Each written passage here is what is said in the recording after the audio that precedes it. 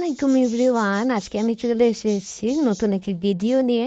আজকে হচ্ছে আমি আপনাদের ভাইয়ের চুল দিয়ে কালার করবো, তাই আমি ক্যাপস্টিকটা নিয়ে নিয়েছি এবং টোভের এই ক্রিম কালারটা নিয়েছি। সো ফার্স্টেই আমি তার চুলকে ভালো করে শ্যাম্পু দিয়ে ওয়াশ করে নিয়েছি। এখন হচ্ছে হেয়ার ড্রায়ার দিয়ে সুন্দর করে তার চুলটাকে শুকাবো। যেহেতু আমি আগে তার চুলটা রেড ওয়াইন কালার করেছিলাম, তাই আমি হোয়াইটটা নিয়েছি যেন একটা ব্রাউনিশ বা গোল্ডেনিশ একটা লুক আসে। সো আমি তার চুলটা ভালো করে শুকিয়ে নিচ্ছি। এখন সে বাবা রে বাবা, সে তো চুপ থাকবে না, সে বলতেছে সুন্দর করে করে দিও, ভালো যেন হয়, সুন্দর যেন লাগে। দেন তার চুলটাকে ভালো করে আঁচড়িয়ে নিলাম।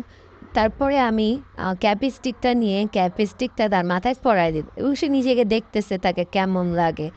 ক্যাপিস্টিকটা নিয়ে সুন্দর করে আমি তার মাথায় পরাই দিলাম।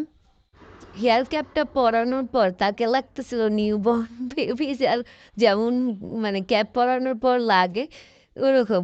তো আমি তার সাথে একটু মজা করতেছিলাম, এই যে তোমাকে বাবুর মতো লাগতেছে, সেও মজা নিচ্ছিল, আসলে তার বাবুর মতোই লাগতেছে।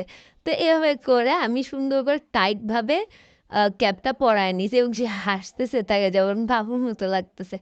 আমি তাকে জিজ্ঞেস করলাম যে ক্যাবটা কি ঠিক আছে, পরে সে নিজের মতো করে টাইট করে নিল।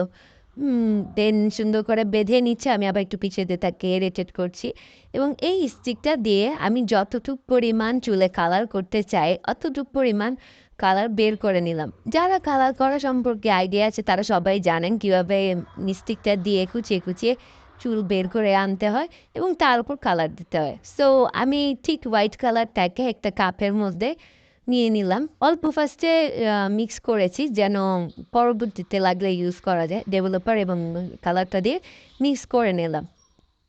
দেন ক্যাপের উপর যে পরিমাণ চুল বের করেছি তার উপর হচ্ছে আমি দিয়ে নিয়েছি কালারটা এবং তাকে একটু ইরিটেট করছি। আফটার 45 মিনিটস আমি ক্যাপটা খুলে ফেলেছি এবং এবং আমি সুন্দর করে পানি দিয়ে চুলটা ওয়াশ করে নিয়ে ব্লো ড্রায়ার দিয়ে আমি এখন চুলটাকে ড্রাই করে নিব।